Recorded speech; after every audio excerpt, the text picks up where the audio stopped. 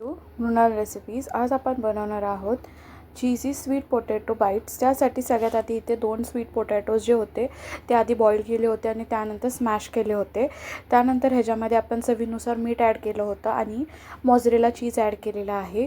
Mozzarella चीज इथे मी खिसून add केलं होतं. त्यानंतर आपण 3 चमचे इथे ह्याच्यामध्ये कॉर्नफ्लोअर घालणार आहोत. कॉर्नफ्लोअर यासाठी टाकणार आहोत कारण आपण जे बाईट्स बनवणार आहोत ते क्रिस्पी बनले पाहिजेत बाहेरून. त्यासाठी आपण ह्याच्यामध्ये 3 चमचे कॉर्नफ्लोअर ॲड करून घेणार आहोत.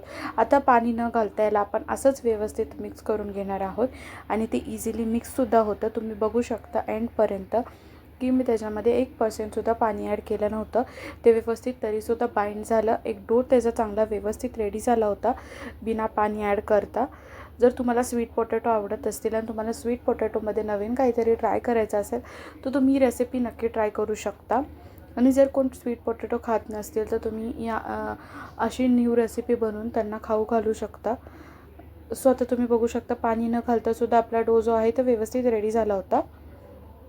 आता त्यानंतर आपण काय करणार आहे, हाताला ना थोडं तेल लावून घ्यायचं आहे जेणेकरून आपले बाईट जे आहेत ते व्यवस्थित आपण बाइंडिंग करू शकतो. आता तुम्ही बघू शकता की मी कशाप्रकारे शेप देणार आहे. सगळ्यात आधी थोडंसं आपण पोर्शन घ्यायचं आहे आणि बॉलसारखं त्याला गोल करून घ्यायचं आहे आणि त्यानंतर आपण चारी साईडून त्याला इक्वली सेम शेप देणार आहोत पिल्लोसारखा. सो इथे मी पिल्लो टाईप शेप दिला होता हातानेच.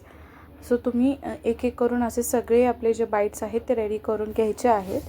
आणि एका साईडला आपण तेल गरम करायला ठेवणार आहे. तेल आपल्याला चांगलं गरम होऊन द्यायचं आहे कारण की हे आतून कच्चे राहावे नाहीत.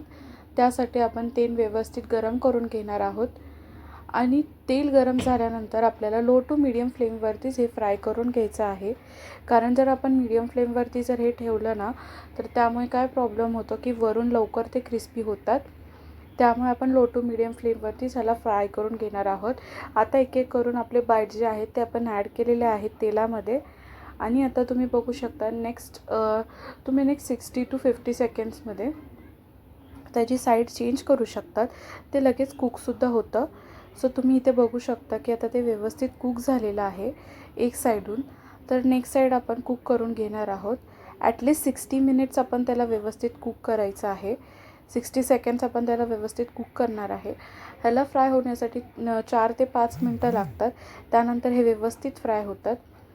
सो तुम्ही बघू शकता चांगलं गोल्डन ब्राऊन असा कलर आलेला आहे. आपण ह्याला थोडंसं ब्राऊन होईपर्यंत फ्राय करून घ्यायचं आहे. दोन्ही साईडून व्यवस्थित फ्राय झाल्यानंतर तुम्हाला मी टेक्स्चर दाखवते की दोन्ही साईडून व्यवस्थित फ्राय झाल्यानंतर कसं दिसतं. तर आता तुम्ही बघू शकता प्रॉपर असं थोडा गोल्डन ब्राऊन, थोडं ब्राउनिश जास्त कलर दिसतो आहे. तर त्यानंतर आपण हे व्यवस्थित काढून घ्यायचं आहे. त्याचं एक्सेस ऑइल जे असेल ते आपण काढून घेणार आहोत. टिश्यू पेपरवरती तुम्ही ठेवू शकता थोड्या वेळासाठी.